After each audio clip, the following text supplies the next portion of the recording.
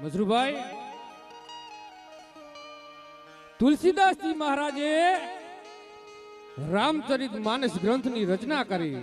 એટલે તુલસીદાસજી મહારાજને કોઈ પૂછે કે આખી રામાયણમાં એવું કયું પાત્ર છે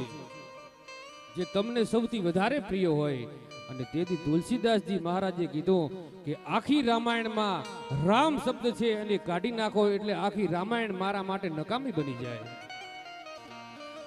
અને એની વાત ફરતા ફરતા ફરતા ફરતા મજાદરના પાદનની માલિકોર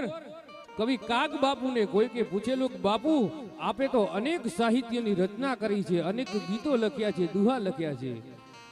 પણ આપના માટે કકાનો એવો કયો અક્ષર છે જે તમને સૌથી પ્રિય હોય? અને તેથી મજાદરના પાદનની માલિકોર કવિ કાગ બાપુએ એમ કીધું કે દોસ્ત, હજારો અક્ષરની માલિકોર